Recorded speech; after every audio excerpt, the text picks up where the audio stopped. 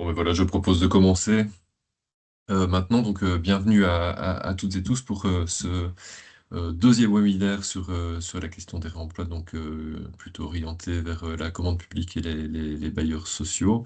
Deuxième webinaire qui est sur une question un peu générale du réemploi. On va vous parler des filières de valorisation et de réemploi. Euh, le webinaire s'inscrit donc dans le cadre d'un projet européen, Interreg renversé. Je ne vais pas refaire l'explication qui a été donnée la fois dernière, mais globalement, le projet renversé, donc c'est un projet donc pour former les acteurs de la construction, à la construction durable et notamment au réemploi. Mais si vous voulez plus d'informations, donc il y a le site web renversé.eu et vous pouvez aussi revoir les webinaires précédents où tout est expliqué plus en détail. Euh, Au programme du jour, sur les filières de valorisation et de réemploi, on va vous parler dans un premier temps du tri des déchets et des différentes filières existantes, donc quelque chose un petit peu plus généraliste, avant de rentrer un peu plus concrètement dans les filières spécifiques de réemploi. On va essayer de tenir un timing de 40-45 minutes de présentation pour laisser un petit peu de temps pour des questions-réponses. On prend vos questions dans le chat, mais par contre, on répondra à la fin du webinaire pour ne pas entrecouper en permanence avec des questions. Ce sera sans doute plus fluide de cette façon-là. Euh, Damien, si tu veux présenter Retrieval.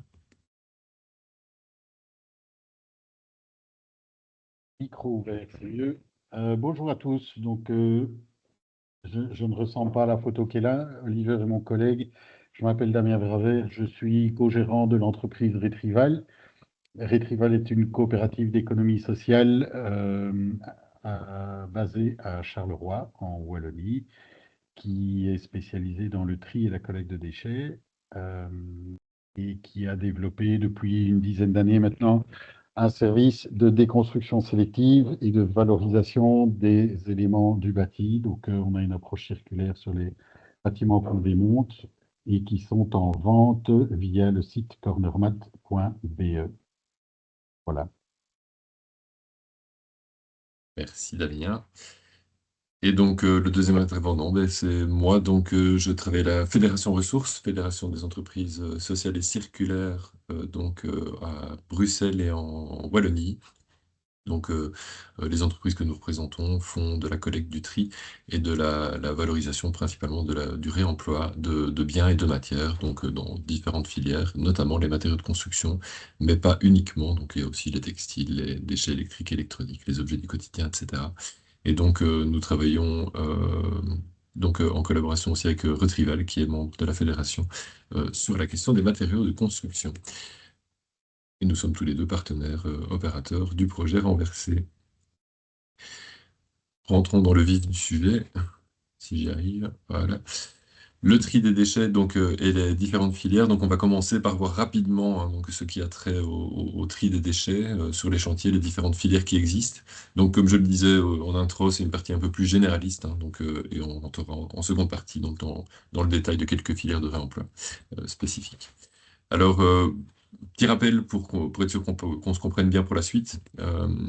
L'économie circulaire dans le bâtiment. Alors, quand on parle de filières, pour le traitement des déchets, on en distingue de trois types. Donc, les filières de recyclage. On va voir tout de suite qu'on peut l'inclure dans un terme de valorisation plus général. Les filières de réemploi et de préparation au réemploi. Et les filières d'élimination.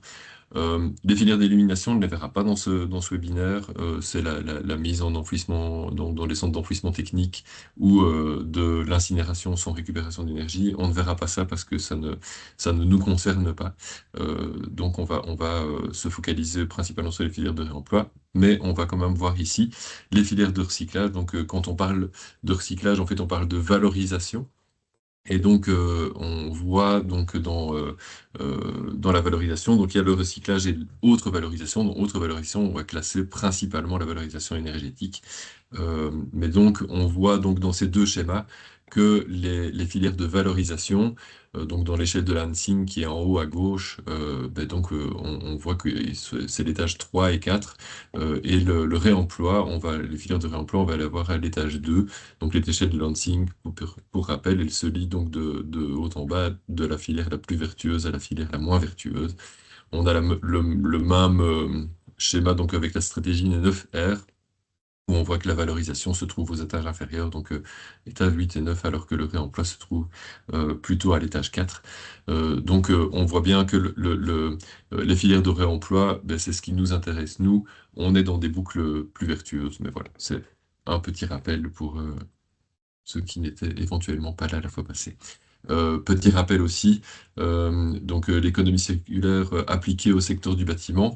Dans ce schéma, en fait, on essaye de voir que les boucles, alors je veux dire, plus les boucles sont petites, plus on est vertueux. On peut plutôt dire que dans le schéma, plus on est à gauche, plus on est vertueux. Donc la première boucle, c'est vraiment la rénovation, le maintien du bâtiment tel qu'il est. Donc on va essayer de l'entretenir, on va essayer d'apporter les réparations pour ne rien changer. Ça, c'est le plus vertueux qu'on puisse faire. Si ce n'est plus possible, on va rentrer dans des logiques de déconstruction sélective, où on va pouvoir essayer de récupérer un maximum de matériaux pour les réutiliser éventuellement dans ce même bâtiment ou dans un autre bâtiment. Donc là, on est dans les logiques de réemploi, et si ce n'est vraiment pas possible, alors on rentre dans des logiques plutôt de démolition de bâtiments, et on va aller sur de la valorisation et donc du recyclage, de la valorisation énergétique, etc. Mais donc, euh, dans le réemploi, on est plutôt déjà dans la boucle du milieu, donc on voit qu'il y a plus vertueux encore que le réemploi, c'est l'entretien, le maintien le plus rapidement possible, le plus longtemps possible, pardon. Le tri sur chantier, donc qu'est-ce que c'est le tri? Donc c'est le plus important, c'est parce que c'est à la base de tout, c'est à la base de la démarche de valorisation et de réemploi. Un bon tri, il va permettre de nourrir les filières qui attendent en fait une quantité suffisante de matériaux, hein, pour pouvoir exister, et des gisements les plus propres et les plus homogènes possibles. Et c'est vraiment le tri qui va permettre cela. Donc le tri sur chantier, c'est vraiment une étape indispensable. Sans tri sur chantier, sans tri, il n'y a pas de, il y a pas de, il n'y a pas de valorisation réelle possible et pas de réemploi réel possible. Donc on, on- le tri va permettre aussi une réduction des consommations des ressources, des émissions de gaz à effet de serre, puisque ça permettra le meilleur usage des matériaux, hein, donc par réemploi ou recyclage. Et alors, dernier point, la réalisation d'un inventaire va permettre de mieux anticiper le tri et la mise en filière. Donc c'est une étape primordiale. On verra la question des inventaires vraiment en détail dans le prochain webinaire, je pense, qui se déroulera le mardi 4 novembre. On en reparlera en fin de présentation. Encore une petite question de définition. On va donc c'est juste pour être sûr qu'on parle tous le même vocabulaire, mais donc on peut classer les déchets en trois grandes catégories. Les déchets inertes avant tout, donc les déchets qui ne se décomposent pas, ne brûlent pas, ne produisent aucune réaction physique ou chimique dans l'espace et dans le temps. Donc c'est les gravats, les tuiles, les briques, les pierres naturelles, ce genre de choses. On a les déchets dangereux aussi, donc les déchets qui sont nocifs pour la santé et ou l'environnement. Et alors on a une troisième catégorie qu'on appelle les déchets non dangereux, non inertes, qui est une catégorie qui existe en fait par exclusion des deux catégories précitées. En fait, hein. C'est tout ce qui ne rentre pas dans déchets inertes, dans la définition de déchets inertes ou de déchets dangereux, va se retrouver dans cette dernière catégorie. Et donc là, on a une collection de déchets très différents les uns des autres. Mais voilà, comme ça, c'est une petite définition, une petite question de vocabulaire. Et la Fédération française du bâtiment s'est basée sur une étude de l'ADEME pour montrer que, en fait, dans le secteur du bâtiment, donc ici on est en France, 76% des déchets du secteur de la construction sont des déchets inertes et 3% de déchets dangereux. Et donc le reste de déchets, donc cette fameuse catégorie de déchets non dangereux, non inertes. Alors, Comment ça se passe au niveau du tri donc en Belgique et en France? Alors on a un petit exemple ici en Wallonie. Donc le service public de Wallonie a publié un guide de tri des déchets de construction qui a été rédigé par Buildwise, qui est le centre scientifique et technique de la construction en Belgique. Et c'est un guide qui est exclusivement pour les déchets non dangereux et non inertes. Il reprend 24 flux de déchets et leurs filières de recyclage associées. Alors, il se concentre sur les filières les plus importantes. Donc, il ne va pas recenser des petites filières de recyclage plus locales, par exemple, ou qui ne sont pas encore vraiment matures ou autres. Et le guide ne traite pas non plus les filières de réemploi. Ce guide, en fait, c'est assez intéressant parce que il permet en fait à l'utilisateur d'avoir des informations du type donc que va devenir le déchet, en fait, finalement, en fonction du type de déchet, qu'est-ce qui va devenir, ce qui a accepté ou non, hein, dans une catégorie du déchet, qu'est-ce qu'on va accepter ou non. Je prends un exemple, mais dans les déchets inertes, par exemple, il y a une certaine quantité de plâtre qui est acceptée, mais pas plus que cette certaine quantité.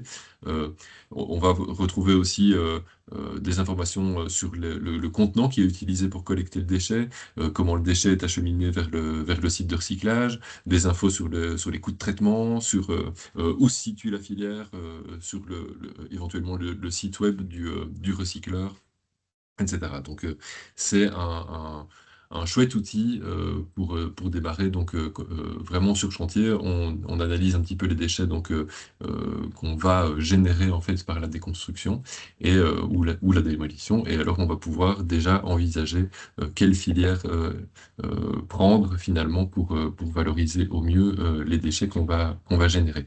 Euh, Petit point d'attention peut-être, c'est que selon nos informations, en fait, il n'y a pas vraiment de budget pour mettre à jour cet outil. Et donc, voilà, il a été fait en 2024, il a été publié en septembre 2024, donc pour sa deuxième version, et depuis, il n'y a plus de mise à jour. Donc voilà, mais ça reste un outil intéressant, mais il peut exister aussi d'autres filières de recyclage qui n'apparaissent pas ici, puisque trop neuves par rapport à l'outil. Deux formats, donc Excel ou en ligne. Juste petit point d'information, je suis allé voir encore la semaine dernière et sur la version française, il y avait un bug, donc j'imagine qu'ils doivent le régler, mais donc les informations sont disponibles en flamand. Je ne sais pas si ça va intéresser beaucoup de monde ici, mais normalement c'est disponible aussi en français. Et il y a une version Excel qui est disponible en français aussi. Ici, c'est un exemple de page, mais voilà, je ne vais pas m'étendre dessus, mais c'est présenté comme ça, en fait, finalement, sur le site, on voit des informations sur le flux de déchets, sur les filières de recyclage. Un autre répertoire, donc, qui nous vient de la région bruxelloise, cette fois-ci, donc, c'est un répertoire donc, qui prend des filières de réemploi et de recyclage. Euh, donc, alors les filières de recyclage classiques et connues, comme c'est du métal, bois inerte et tout, ne figurent pas dans cette liste-là. C'est un peu l'inverse, finalement, de la liste de Wallis, c'est que finalement, ici, on a plutôt des choses plus spécifiques, plus confidentielles, je vais dire ça comme ça. Et donc, cette liste, en fait, elle a été compilée pour fournir des informations sur les solutions durables pour divers flux de déchets dans le secteur de la construction. Le but, c'est vraiment d'encourager à éliminer les déchets précieux et recyclables séparément du chantier, hein, donc plutôt que dans un conteneur où tout est mélangé. On voit qu'il y a un code couleur, donc il y a différentes entreprises qui sont listées. Ici, ce n'est qu'un extrait, hein. Il y a beaucoup plus d'entreprises qui sont listées, bien sûr, mais donc ce n'est qu'un extrait. Mais donc on voit que, par exemple, donc les filières de recyclage sont plus claires et les filières de réemploi sont plus foncées. Ça rappelle un petit peu les codes couleurs de l'échelle de l'ANSIM qu'on a vu précédemment. Et donc, dans les filières de réemploi, ben, voilà, on voit qu'ici, on a Inlimbo, Composil ou votre rival qui sont indiqués. Et l'idée, en fait, finalement, c'est de donner toutes les informations sur les filières existantes pour voir un petit peu, pour permettre, en fait, finalement, de choisir la plus vertueuse possible. En France, les choses sont un peu différentes parce que Les filières sont dirigées par ce qu'on appelle la REP bâtiment, donc c'est responsabilité élargie des producteurs, donc au niveau enfin, sur le secteur de la construction. On en a déjà vaguement parlé au webinaire précédent, mais donc euh, je vais pas redire ce qui a été dit, hein, le webinaire précédent est disponible en replay, mais donc euh, l'idée ici, c'est que en fait, la France est dotée d'un outil, donc responsabilité élargie des producteurs pour les produits et matériaux de construction du bâtiment. Euh, et le principe, c'est qu'en fait, on est sur le principe du pollueur-payeur, hein, donc les metteurs sur le marché prennent en charge financièrement la gestion de la fin de vie de leurs produits pour les matériaux de construction. Et donc, le principe, donc, pour l'organisation, c'est le consommateur paye en fait une éco-contribution qui sera reversée à un éco-organisme. Euh, donc les éco-organismes, ce sont des organisations reconnues par l'État. D'ailleurs, on parle d'éco-organismes agréés. Et en fait, l'éco-organisme donc s'organise lui. Soit en redistribuant aux collectivités territoriales ou d'autres opérateurs qui assurent la collecte et le tri des déchets, donc dès lors que ceux-ci en font la demande, ou alors soit ils contractualisent directement avec les prestataires de collecte et de traitement des déchets. Donc c'est vraiment organiser une filière spécifique la gestion de fin de vie des déchets du secteur du bâtiment. En fait, ce qui est quand même intéressant, oups, pardon, j'ai fait une erreur. Ce qui est quand même intéressant je sais qu'on n'en a pas en Belgique, mais euh,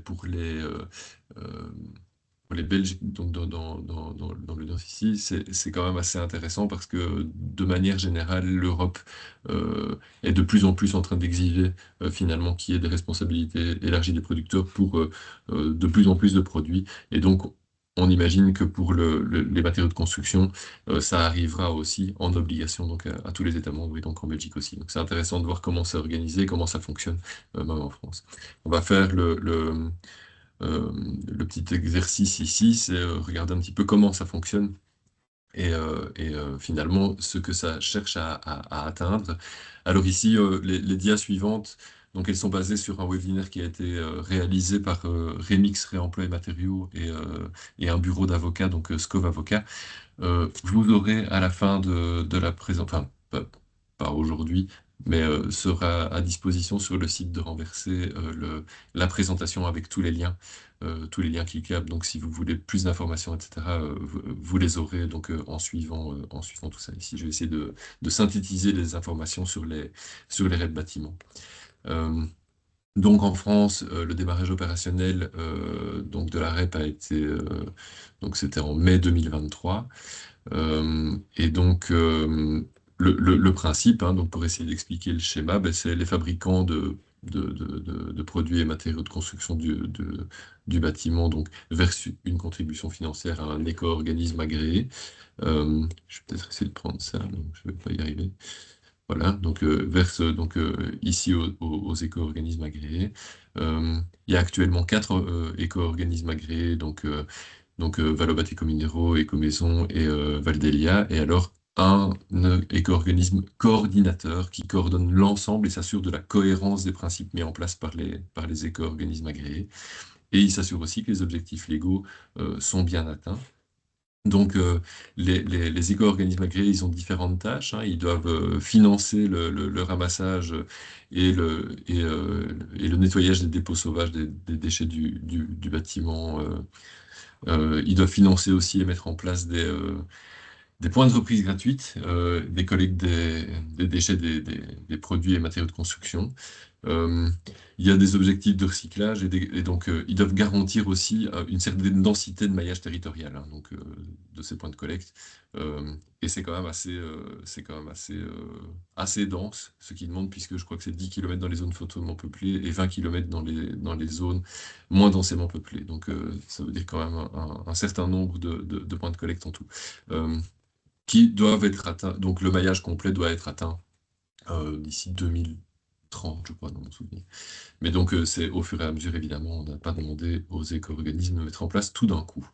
Euh, et par ailleurs, les entreprises, elles ont aussi certaines obligations, et notamment l'obligation de tri de 7 flux donc, actuellement, pour permettre la collecte séparée sur chantier ou dans un point de collecte.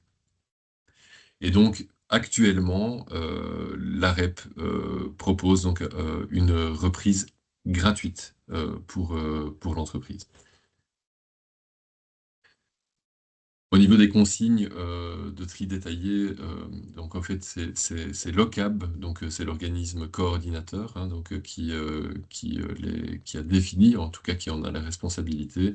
Et donc il existe un document extrêmement détaillé sur les consignes de tri, donc pour tous les flux et les déchets de construction. Et de nouveau, vous aurez le loisir d'aller voir le site, tous les liens sont cliquables et donc vous aurez accès au document complet sans aucun problème avec cette présentation.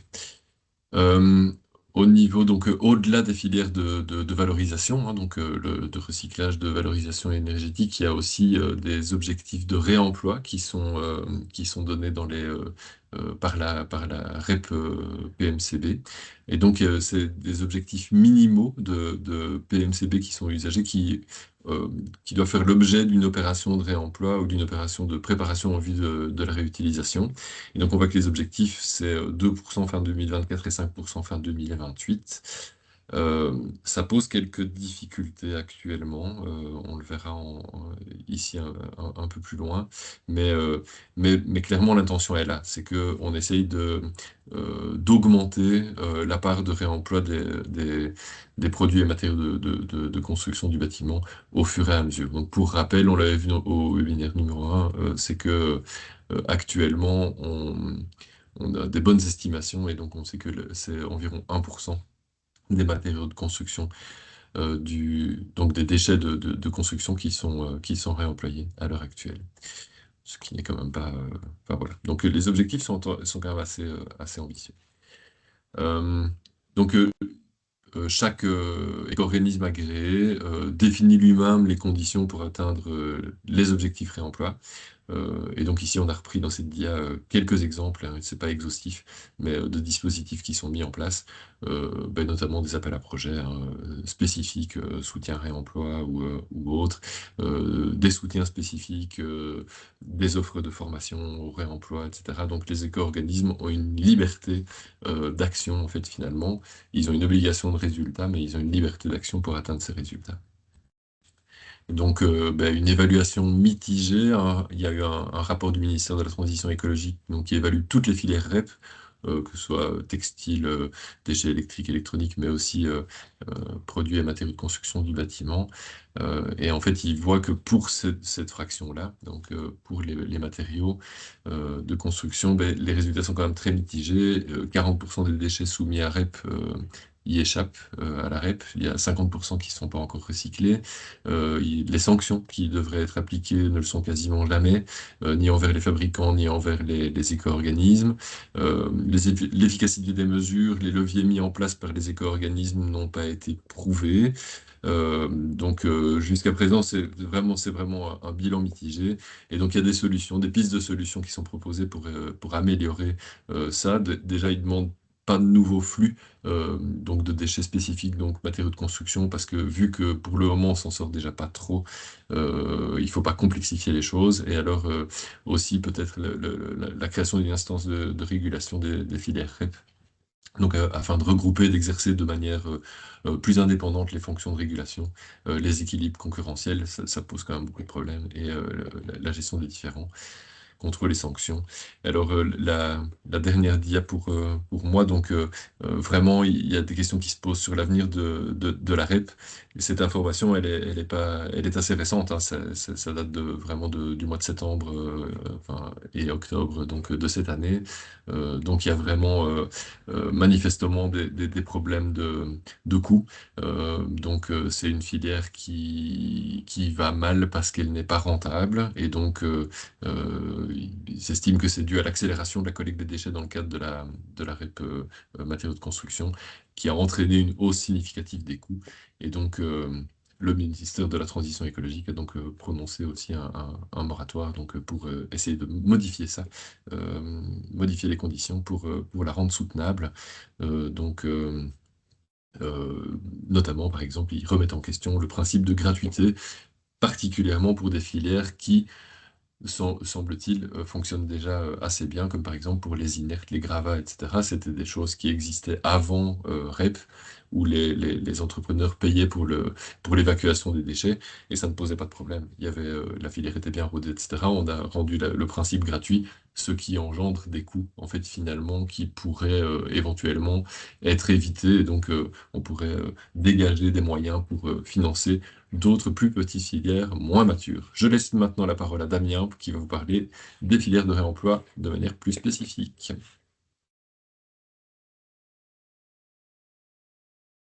Merci Eric pour toutes ces informations bien intéressantes.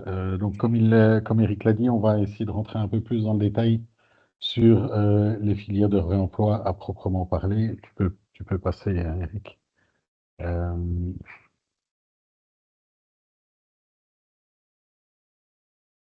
ok. Alors, comme ça a été expliqué, le réemploi est évidemment intéressant en termes d'impact environnemental et donc on va un peu creuser cette notion d'impact environnemental.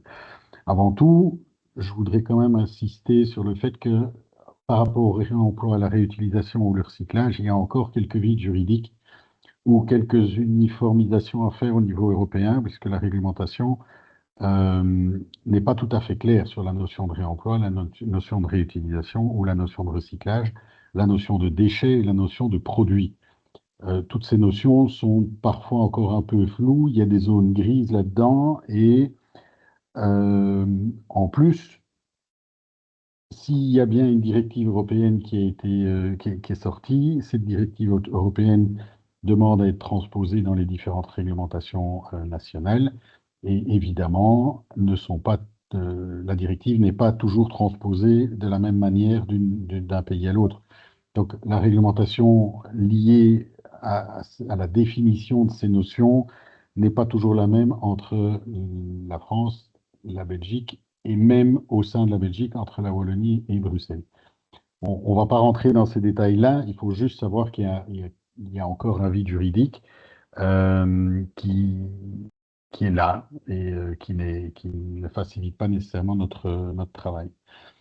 Euh, il y a aussi du flou dans cette notion d'impact environnemental, puisque la vision est très souvent biaisée, puisqu'on parle d'impact CO2 uniquement.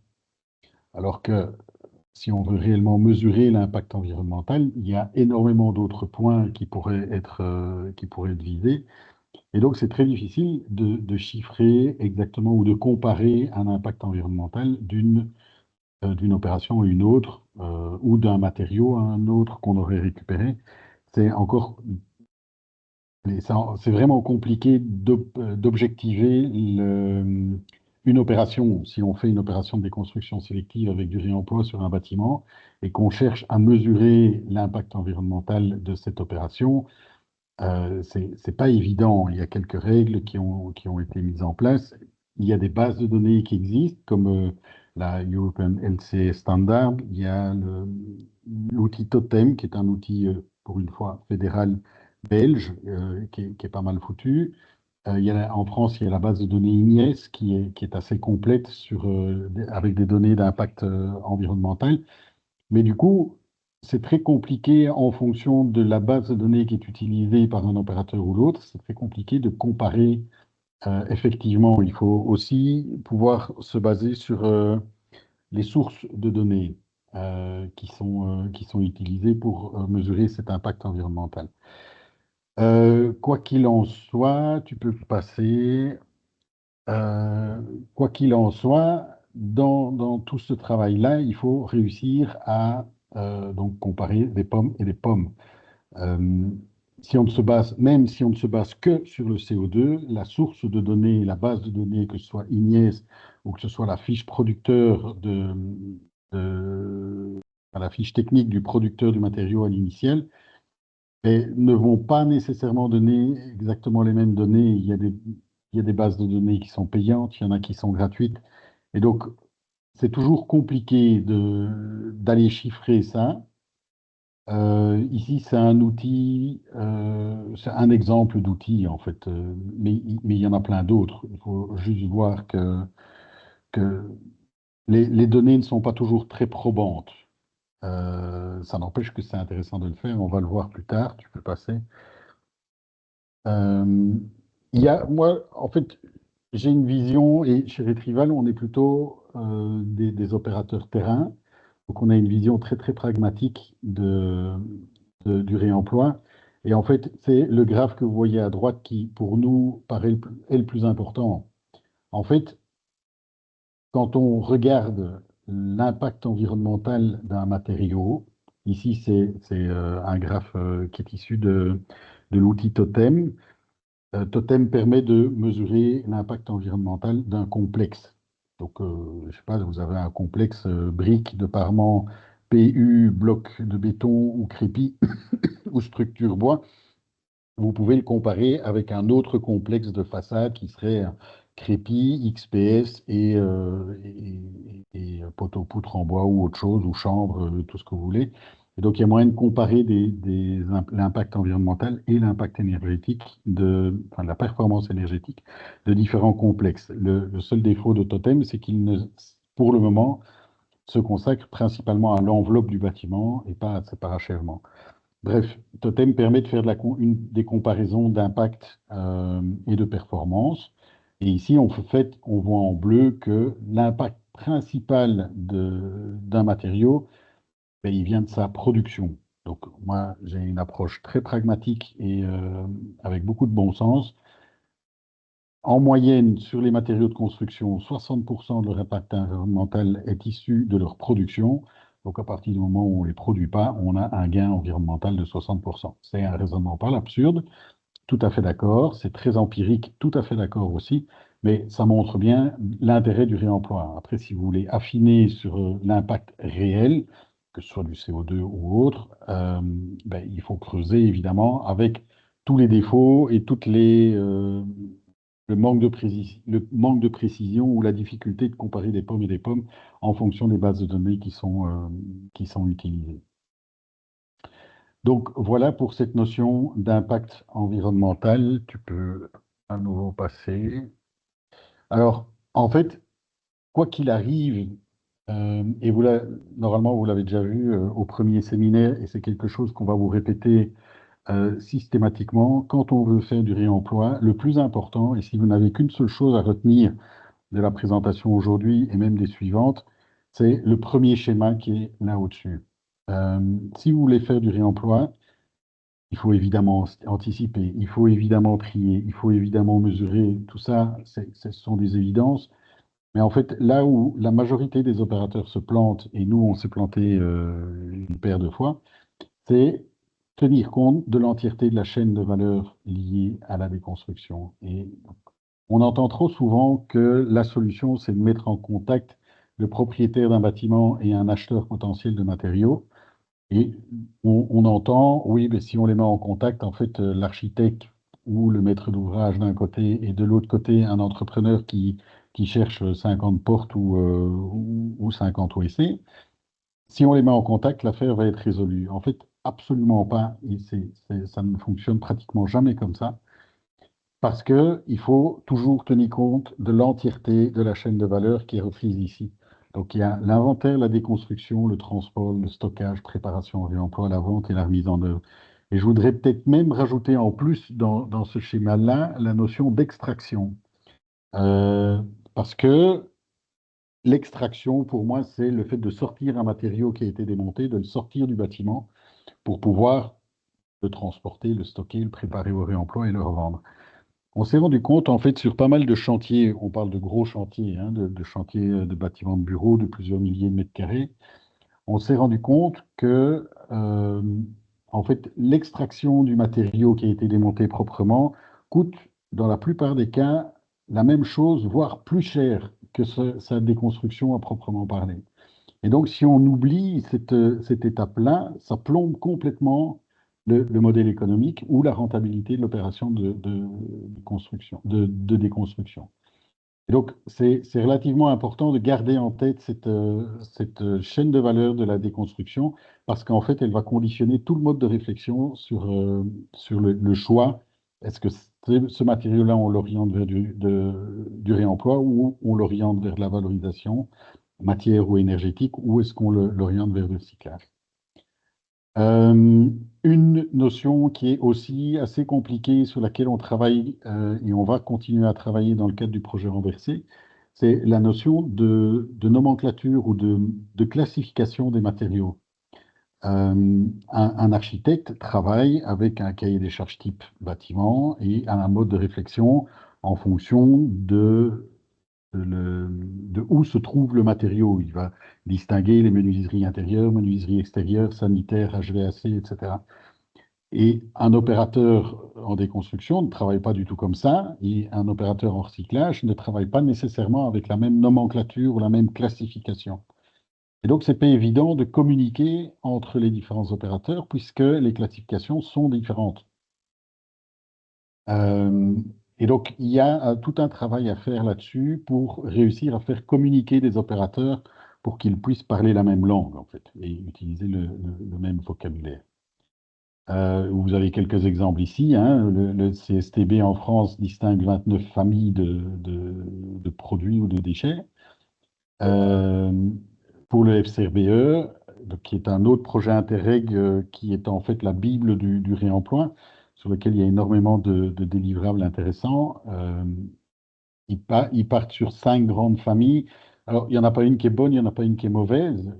C'est juste qu'il faut que ces différentes nomenclatures puissent communiquer entre elles. Tu peux passer. Alors, il y a une très très chouette étude qui a été faite par CycleUp qui, en fait, vous allez voir toute une série, tous les slides suivants sont illustrés par cette étude. Donc CycleUp, qui est basé à Paris, si je ne me trompe, et qui est quand même un gros acteur au niveau du réemploi en France, euh, a fait une étude économique du réemploi dans le bâtiment où il décompose les opérations de la chaîne de valeur, donc dépose sélective, reconditionnement, transport, stockage et pose. Il décompose les différents prix dans l'opération de déconstruction sélective. Euh, pour moi, il manque peut-être une étape dont j'ai parlé, c'est l'extraction ou la sortie du matériau, puisqu'il faut comprendre qu'une porte au 12e étage n'a pas nécessairement la même valeur ou le même impact au niveau coût qu'une porte au rez-de-chaussée, s'il faut la démonter. Mais bref, il y a une base qui a été faite ici, qui peut passer, qui montre les différentes étapes. Euh, et CycleUp fait une distinction entre le réemploi direct ou indirect. C'est en gros réemploi sur site ou réemploi hors site. C'est-à-dire, prends l'exemple de la porte, elle est démontée et réinstallée dans le même bâtiment, ou la porte est démontée, sortie du bâtiment, évacuée pour être réinstallée dans un autre bâtiment, sur site, hors site. Et il compare ça à une porte de bas de gamme, de moyenne gamme ou de haut de gamme, ce qui permet de faire des comparaisons assez intéressantes. Vous allez le voir dans les graphes pour la suite. Évidemment, ça ne chiffre pas tout et ça reste des trucs très génériques. Donc, chaque produit ou chaque bâtiment doit quand même être étudié individuellement. Mais ça donne en tout cas des ordres de grandeur sur le réemploi. Tu peux passer. Alors, le coût du réemploi, on entend souvent, oui, mais le réemploi, ça coûte cher, etc. Oui, parfois non. Alors, il y a deux extrêmes qui sont repris ici sur les petites photos. Vous avez une chaise de bureau en vente, pour ne pas le nommer, sur le corner mat, simple chaise de bureau à 26,50 €. Si vous trouvez la même chaise à ce prix-là, sur le marché, je crois que vous pouvez en être fier et acheter-la tout de suite. Ici, c'est du réemploi avec une chaise quand même qualitative. Elle est en vente à 26,50 €. Donc oui, c'est moins cher que du neuf de gamme normale. À côté de ça, ben, vous avez ici la Pater porte-manteau en vente sur le site de Rotor, qui est un 1 299 € pièce. Euh, Évidemment, c'est un peu cher pour du réemploi. Maintenant, on compare de nouveau pas des pommes et des pommes, puisque ici, la patère en question est plus un objet d'art. C'est une patère qui a été designée par quelqu'un de très connu, qui a toute une histoire et un intérêt patrimonial. Et donc, fatalement, l'écart est très différent. Alors, les graphes que vous voyez à votre gauche, donc c'est l'étude de Cycle Up, hein, donc qui décompose les différents prix euh, entre la pose, le transport, stockage, reconditionnement, la dépose sélective et l'achat. Euh, Toujours dans le même ordre, tous les graphes sont les mêmes, enfin, sont construits de la même manière.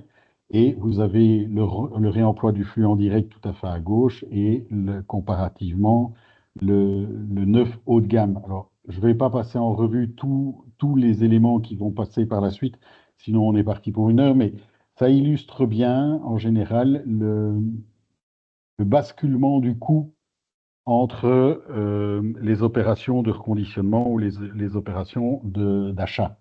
Mais vous le verrez par la suite, l'orange, au plus on va vers la droite, l'orange est plus important, et au plus on va vers la gauche, le jaune ou le vert sont les plus importants. Avec évidemment, dans pas mal de cas, un peu plus de frais pour la remise, la remise en place, donc la repose d'un matériau de construction. Tu peux passer. Alors voilà quelques exemples, hein. Enfin, vous pouvez les voir, vous les verrez, vous aurez les slides. Ils sont évidemment disponibles au même titre que le webinaire. Ça illustre de nouveau bien tout ce que j'ai expliqué jusqu'à maintenant. Donc il y a 21 catégories qui sont étudiées. Ça donne des ordres de grandeur, j'insiste bien. Ces ordres de grandeur sont des moyennes et peuvent varier d'un bâtiment à l'autre. Tu peux passer. Et donc, comme je le disais, en fonction de la gauche ou la droite de l'élément, en fait, si on va vers le neuf, le coût est principalement dû à la fabrication du matériau, donc en fait à la volatilité des matières premières. Évidemment, on voit que s'il y a une pénurie de béton ou de sable ou d'autres choses, les matériaux vont augmenter.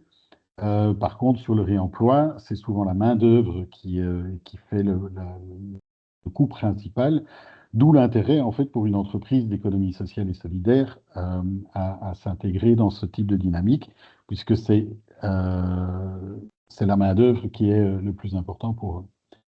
Voilà, tu peux passer. Alors, ici, par rapport au coût, il faut bien se rendre compte que, de nouveau, tout dépend de la chaîne de valeur. Comme je l'ai dit, une porte au 12e étage n'a pas la même valeur que la porte au rez-de-chaussée. A fortiori, s'il n'y a pas de monte charge ou s'il n'y a pas d'ascenseur, si on doit démonter la porte, la descendre sur le dos par une cage d'escalier pour l'amener au camion en bas, ben, le coût lié à sa déconstruction est beaucoup plus important que le coût lié à la déconstruction d'une porte au rez-de-chaussée. Et il en va de même pour tous les éléments. Au plus c'est difficile à démonter proprement, au plus ça va plomber le modèle. C'est une question de bon sens, mais il faut de nouveau bien garder ça en tête. Vous avez un autre exemple avec des carrelages. On peut prendre des carrelages, on va en parler, je pense, après. Des carrelages, les carrelages traditionnels en ciment, un peu les vieux carrelages assez épais. En fait, s'ils sont posés sur du ciment, ben, ce sera plus difficile d'enlever la colle que s'ils sont posés sur un lit de sable ou sur de la chaux. Et de nouveau, ça impacte la chaîne de valeur et donc ça a un impact sur le coût et sur la balance, donc sur la rentabilité de l'opération de déconstruction sélective. Tu peux passer. Alors, on va passer en revue quelques déchets inertes hein, sur la classification qu'Éric vous a expliqué, déchets inertes, déchets dangereux et autres. Tu peux y aller. Voilà quelques exemples avec différentes évaluations. Vous avez l'évaluation de Totem à votre gauche et l'évaluation de Cycle Up à la droite. La brique est typiquement un matériau, donc la vieille brique pleine, cuite, est typiquement un matériau qui se vend assez bien. Après, elle est plus fréquente en Belgique qu'en France. C'est un peu. Après, ça dépend des régions en France, mais en Belgique, on dit qu'on a une brique dans le ventre, hein, les Belges. Donc, on utilise plus souvent la brique qu'elle n'est utilisée en France. C'est un matériau qui se vend assez bien à partir du moment où c'est de la vieille brique. Alors, il y a deux raisons à ça. La brique pleine est plus qualitative, elle se casse moins et elle est plus, a une durée de vie plus longue que la brique creuse. Donc, la vieille brique, et très souvent, les vieilles briques sont posées à la chaux et pas au ciment. Donc, de nouveau, c'est plus facile de récupérer des briques pleines que les briques modernes, briques creuses posées au ciment. Euh, à titre indicatif, une brique, en Belgique en tout cas, sur le marché, une vieille brique nettoyée se vend entre 75, 75 ou 75 cents et 1 euro la pièce. Donc il y a moyen, mais il faut qu'elle soit nettoyée. Et donc, de nouveau, vous voyez à la gauche du graphe Cycle Up, mais le coût de reconditionnement est relativement élevé et il est même le même, 68,9, il est même le même que ce soit un réemploi sur site ou un réemploi hors site, ce qui est assez logique. On peut passer. Alors, j'ai parlé des carreaux de ciment, on va passer assez vite les slides suivants parce que c'est toujours le même raisonnement en fait, et c'est toujours une illustration de cette chaîne de valeur. La brique en carreau de ciment, si vous devez prendre un petit burin et un petit marteau pour enlever les traces de colle ou une disqueuse pour enlever les traces de colle, mais automatiquement, le bilan économique de la filière est plus compliqué. Ici, Rotor a mis en place et a développé une machine qui permet de racler les joints sur les tranches et sur le dessous du carreau. Et donc, ils peuvent aller beaucoup plus vite pour nettoyer ces carreaux de ciment et donc leur donner une plus-value plus importante. Quand vous aurez la présentation, vous pouvez cliquer sur le lien Retail et vous verrez une petite vidéo comment ça fonctionne. Vas-y. Alors, les ardoises, les tuiles, de nouveau, c'est le même raisonnement, hein. Euh, La tuile est plus difficile à récupérer que l'ardoise parce qu'elle a moins de valeur à la base. C'est clair qu'au plus le matériau est coûteux au départ, au plus ça peut être intéressant de le récupérer. La tuile, c'est pas évident à récupérer parce qu'il y a plein de modèles différents et c'est beaucoup plus facile de l'orienter vers le réemploi. Euh, Par contre, l'ardoise, surtout l'ardoise naturelle, est beaucoup plus facile à récupérer, mais nécessite quand même des compétences assez importantes pour en vérifier la qualité. Alors, le couvreur, il est capable de faire sonner, de faire chanter sa tuile pour voir si elle est bonne. Il faut aussi savoir l'ardoise, pour voir si elle est bonne, il faut aussi savoir qu'une ardoise qui est placée a tendance à s'user avec le temps. Et donc, elle s'affine sur les côtés et moins au centre. Et donc, il faut vérifier qu'il n'y a pas un écart d'épaisseur trop important entre les bords et le centre de l'ardoise. Tout ça est très technique, mais ça prouve bien que n'importe qui ne peut pas faire du réemploi. Tu peux passer. Lavabo, céramique, même principe, toujours le même principe. C'est des choses qui se récupèrent assez bien à condition qu'elle soit correctement démontée et correctement identifiée à la base. Juste un petit détail, il faut faire attention en stockant, on a tendance à stocker des céramiques ou des lavabos en extérieur. Il suffit qu'il y ait une fissure et un peu de gel, en fait le lavabo il casse en deux.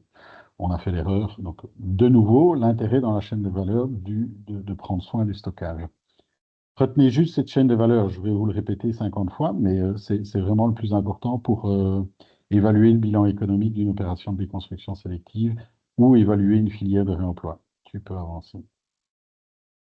Le verre, c'est encore plus compliqué parce qu'en fait, il y a deux filières pour le verre. Il y a la filière verre plat et il y a la filière verre creux. Donc, le verre plat, c'est refaire des vitrages avec des vitrages. La filière verre creux, c'est faire des bouteilles avec du verre plat. Il faut savoir que la filière verre creux est beaucoup moins exigeante en termes de cahier des charges d'acceptation que la filière verre plat. Ici, on parle de recyclage. et moins de réemploi. Le verre plat en réemploi est faisable, avec quelques difficultés sur la caractérisation du vitrage pour être sûr qu'il correspond bien aux exigences de performance thermique et acoustique d'un cahier des charges. Maintenant, quand vous parlez avec un verrier, il n'y a pas eu de révolution majeure sur la conception des doubles vitrages standards depuis une dizaine d'années ou une quinzaine d'années. Les plus grosses évolutions techniques ont eu lieu sur le cadre, donc sur le châssis proprement parlé, et pas sur le vitrage. Ce qui veut dire qu'un double vitrage il y a 10 ans est presque un vitrage standard, hein, on s'entend, est presque le même en termes de performance énergétique et thermique et acoustique, est presque le même qu'un vitrage actuel.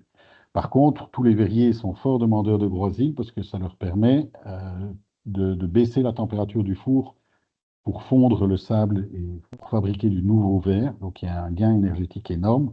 Et donc il y a une assez grosse pression sur le recyclage du verre et on a un peu tendance à promouvoir le recyclage plutôt que le réemploi. Mais bon, les deux sont compatibles et les deux sont complémentaires. Il y a tout à fait moyen de le faire.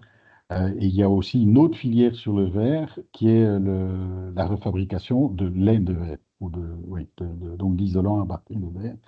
Et donc les trois filières se concurrencent un petit peu, mais je pense que le marché va se stabiliser et que ça va aller nettement mieux. Tu peux avancer. Déchets non dangereux, ben, c'est évidemment tout le reste comme Eric vous l'a expliqué. Avance, oui. Ben, les fenêtres, je viens d'en parler. Il y a un outil qui est pas mal, le glassite.eu, qui permet, en rentrant les références qu'il y a sur l'intercalaire, donc quand vous regardez à l'intérieur du double vitrage, vous avez une référence qui vous permet, dans la plupart des cas, d'avoir des données techniques sur le verre, sur le châssis, pardon, ou sur le double vitrage, ce qui permet de mieux caractériser ou mieux d'évaluer la pertinence du réemploi versus le recyclage. Voilà, tu peux passer. Le bois, le bois, on peut en parler pendant 5 ans, du bois, hein. Donc, il y a le bois A, le bois B, le bois C. Le bois A, c'est du bois d'arbre, donc la palette. Le bois B, c'est la palette qui est peinte, ou l'aggloméré, le MDF ou autre. Et le bois C, c'est le bois qui est imprégné, donc qui est considéré comme déchet dangereux. L'habit de chemin de fer, par exemple, ou le bois créosoté. Traditionnellement, les filières de recyclage sont bien établies. Le A, ça part en valorisation matière. Donc, par exemple, avec des palettes, on va faire de l'OSB ou du MDF. Et le bois B et C, traditionnellement, est orienté vers du broyage et des centrales électriques. Mais il y a de plus en plus d'opérations qui visent à récupérer le bois pour l'orienter vers le réemploi. Et ça commence à fonctionner de mieux en mieux. Et de nouveau, l'équilibre économique n'est pas facile à atteindre parce que c'est quand même beaucoup plus facile que de tout mettre dans un conteneur et de l'évacuer vers un four. Et donc là, l'opération de déconstruction soigneuse peut prendre plus de temps que tout casser et tout mettre dans un conteneur. Et donc, de nouveau, dans notre chaîne de valeur, on peut avoir un impact. Euh, je peux encore vous parler pendant 2 heures de chaque élément, hein, que ce soit les planchers surélevés, les charpentes, les parquets, tout ça. Chaque, chaque composant ou chaque matériau ou chaque filière doit être étudié au regard de cette chaîne de valeur et il faut toujours la garder en tête pour pouvoir évaluer la pertinence de faire du réemploi. Et c'est tout le jeu, en fait, de l'inventaire des constructions. C'est de réussir à évaluer quels sont les matériaux qui devraient être dans l'inventaire des constructions et donc qui devraient être orientés vers le réemploi. C'est une des grosses difficultés qu'on voit sur le marché ou dans l'exercice de notre boulot pour le moment. C'est beaucoup de spécialistes ou de bureaux d'études ou autres qui se disent tout à fait compétents pour faire un inventaire, mais ne connaissant pas le marché, ne connaissant pas les opérations de déconstruction, d'extraction, de stockage, de préparation au réemploi, ont un regard biaisé sur le bilan économique de l'opération et donc vont mettre dans un inventaire quelque chose qui ne devrait pas y être. Et donc, on a souvent des inventaires qui sont beaucoup trop exhaustifs et qui en fait, font peur à la maîtrise d'ouvrage Et donc, c'est un peu rédhibitoire pour les opérateurs ou les entreprises générales derrière. Tu peux avancer. Je vais pas, je crois que vous avez compris le principe, hein, c'est chaque fois la même chose pour toutes les opérations. Le plâtre est typiquement un matériau qui est beaucoup plus facile à valoriser niveau matière, donc on broie et on refait du plâtre avec. Parce que récupérer des plaques de plâtre pour les remettre sur le marché, c'est rare. Ça arrive, mais c'est rare. Donc et puis c'est difficile à faire, ça nécessite quand même des opérations, euh, des précautions énormes au niveau du transport et du stockage, parce qu'on casse vite un coin et ça devient embêtant pour l'acheteur potentiel. Je peux avancer.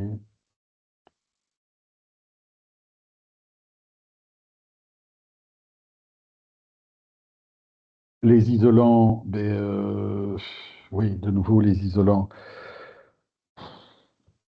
Je ne sais pas s'il me reste beaucoup de temps, hein. Les isolants, on, on nous parle souvent de problèmes techniques ou de problèmes de performance thermique. Oui, c'est évidemment une question. Euh, il faut y faire attention, c'est évident, mais de nouveau, un isolant qui n'a pas pris l'humidité, qui n'a pas subi de phénomène de tassement ou qui n'a pas pris la poussière, garde ses performances techniques plus ou moins 5% à, une échelle, allez, à un délai de plus de 20 ans. Et c'est le fabricant qui le dit, c'est pas moi. Si vous regardez la fiche technique d'une laine de verre ou d'une laine de roche, c'est repris dedans. Donc, si au démontage dans un bâtiment, on trouve des isolants qui n'ont pas subi de phénomène de tassement, de prix de la poussière ou prix de l'humidité, il n'y a pas de raison que les performances thermiques ou acoustiques aient été modifiées.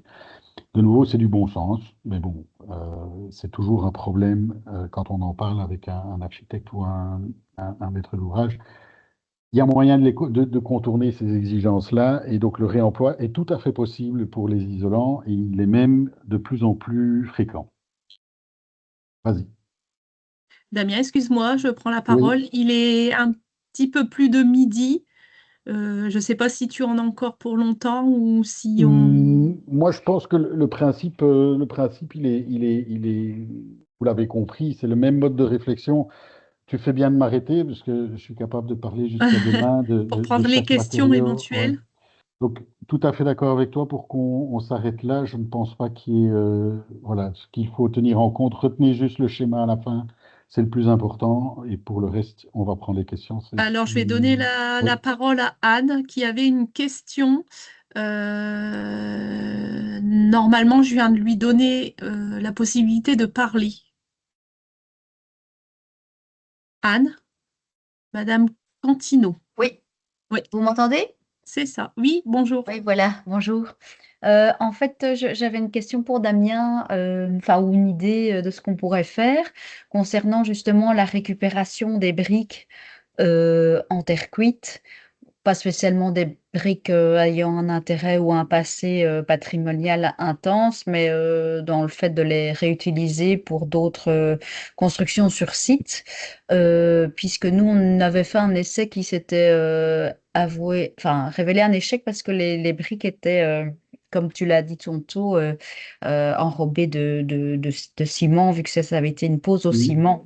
Et donc, en gros, voilà, celui qui a fait le démontage l'a fait à perte et l'entreprise qui devait les mettre s'est arrangée pour qu'ils mettent des neuves, en fait. Enfin, donc, c'était pas très concluant. Mais donc, je me demandais comment éviter ça ou comment refaire un cycle qui pourrait de nouveau être dans le réemploi. Est-ce que c'est réaliste, par exemple, de réimaginer un rejointoyage à la chaux de nos jours? Bon, j'y connais pas trop dans ce domaine-là. Et alors, une autre problématique aussi, c'est un petit peu les révolutions qui ne le sont finalement peut-être pas tant que ça, mais c'est tout ce qui est briquettes collées, donc briquettes terre cuite, mais collées sur des isolants. Donc là, où on doit tout jeter aussi, je présume qu'on ne sait plus séparer. Enfin, voilà, je voulais un peu ton avis sur ces deux choses-là. C'est tout le débat sur la réversibilité des nouveaux matériaux, en fait. Et c'est un point dont on n'a pas parlé, mais qui est très important. de pouvoir parler avec les fabricants et avec les architectes de l'aspect réversibilité et démontabilité des matériaux. Pour les briques, qu'elles soient pleines ou qu'elles ne soient pas pleines, non, on va dire les briques creuses, donc les briques plus modernes. En fait, le problème, c'est que le joint est plus dur que la brique. Le joint de ciment, s'il est bien fait, en fait, il a une dureté plus importante que la brique. Donc, quand on essaye de l'enlever, c'est pas le joint qui casse, c'est la brique. En gros, on ne sait rien faire avec ça. La seule chose qu'on peut faire, c'est évacuer cette brique, soit pour faire du recyclage et retravailler en soubassement. Il y a quelques projets de broyage de briques pour les réincorporer dans la fabrication de nouvelles briques. Donc, une boucle un peu plus vertueuse que le recyclage à proprement parler. Je sais que Wienerberger travaille sur le sujet avec leurs briques et avec leurs tuiles. Et ils essayent d'arriver à un recyclage en boucle fermée de leurs briques. Par rapport au réemploi, on a déjà fait plusieurs essais et à ma connaissance, il y en a très peu qui ont fonctionné avec des briques creuses. Avec des briques pleines, donc plus vieilles briques comme je l'ai expliqué tout à l'heure, c'est plus souvent des briques qui ont été posées à la chaux, elles sont plus dures et on peut plus facilement les nettoyer. Donc c'est très compliqué. Par rapport aux briquettes collées sur de l'isolant, il ne faut pas utiliser ces trucs-là parce que c'est absolument pas du tout réversible et il n'y a absolument pas de solution en fin de vie, même sur l'école. Ça pose un problème. Alors, ce sont des matériaux qui sont intéressants, mais en termes d'impact environnemental ou en termes de fin de vie, ça pose beaucoup de problèmes. Et c'est bien d'y réfléchir parce que, de nouveau, on pousse la chaîne de valeur jusqu'à la fin. Donc, après l'étape remise en œuvre, on pourrait rajouter une étape fin de vie. Il y a des matériaux bio ou géosourcés qui sont en fait des gros problèmes environnementaux en fin de vie. Même s'ils sont bio ou géosourcés, en fin de vie, on ne saura rien en faire. Et ça, c'est inquiétant. Juste peut-être pour compléter, puisque la seconde partie de la question, c'est qu'est-ce qu'on peut faire actuellement? Actuellement, on refait des mortiers à la chaux, bien sûr. Donc on peut construire tout à fait avec de la chaux. C'est juste que ça a été une technique un petit peu oubliée. D'ailleurs, j'en profite pour dans le projet renversé, on ne parle pas que de réemploi, on parle aussi de mise en œuvre de produits plus géosourcés, naturels, etc. Donc il y a des formations aussi sur les enduits à la chaux, etc. Mais on peut utiliser évidemment la chaux pour la construction. Et un des résultats qui avait été obtenu par des expérimentations justement de démontage en fonction d'un joint mortier ciment ou mortier chaud ou mortier bâtard, comme on l'appelle, donc un mix entre du ciment et de la chaux. On s'est aperçu que finalement le plus facilement démontable c'était le joint bâtard parce que l'avantage c'est qu'il collait un petit peu plus que le joint uniquement à la chaux et que c'était plus facile à nettoyer finalement sur une brique qu'un joint purement à mortier chaud. Voilà, qui est plus compliqué parce qu'il s'effrite plus, etc. Et donc finalement, ça demande un peu plus de temps pour le nettoyer. Merci. Est-ce qu'il y a Alors, d'autres questions? apparemment, il n'y a pas d'autres questions. Si les participants n'ont pas du coup d'autres questions à vous poser, on invite notamment les personnes qui ont participé au premier cycle des webinaires, notamment les relais, à rester quelques instants avec Yasmina, qui va prendre la parole. Et puis, j'ai envoyé aussi dans la conversation un lien vers un sondage que vous allez également recevoir par email. C'est un formulaire d'évaluation. En tout cas, merci à vous toutes et tous pour votre participation et je laisse la parole à Yasmina. Merci Eric et merci Damien également. Merci à tous. Merci. Je laisserai peut-être Eric introduire le cycle 2 pour ceux qui sont inscrits. Il y a encore, c'est encore possible de s'inscrire si vous souhaitez vous inscrire pour le cycle 2. Je voulais juste faire une petite explication pour les personnes, les accompagnateurs de particuliers dans des projets de construction et de rénovation. Donc, ceux qui sont les conseillers, voilà, des particuliers. Donc en Belgique, c'est plutôt les guichets de l'énergie, tuteur énergie, coordinateur Polec. En France, c'est tout ce qui va être accompagnateur Rénov, etc. Donc ça, c'est un de nos publics cibles. Et on vous a invité au cycle A pour vous expliquer. En fait, on a déterminé avec un petit groupe d'acteurs les besoins en formation et le réemploi était venu dans la discussion, mais on s'était rendu compte que ça devait rester une introduction parce qu'actuellement, avec les particuliers, le sujet n'est pas souvent abordé. Et donc, l'idée ici, c'était de faire une introduction pour avoir un peu des idées de vers qui se tourner pour avoir des informations. Et on voulait voir avec vous, donc pour le public que je viens de citer, si ces 2 premiers webinaires ont répondu à vos attentes et s'il ne restait pas des questions en suspens, s'il y avait des thématiques qu'on pouvait explorer un peu plus en détail avec vous. Et donc le cycle 2, lui, par contre, est plus technique et va être tourné plus pour les bailleurs. Et ça, je laisse la parole à Eric pour juste introduire le cycle 2. Oui, merci Yasmina. Oui, donc le cycle 2, c'est vraiment, on l'a orienté donc sur le public cible, effectivement, plus bailleurs sociaux, donc vraiment commande publique.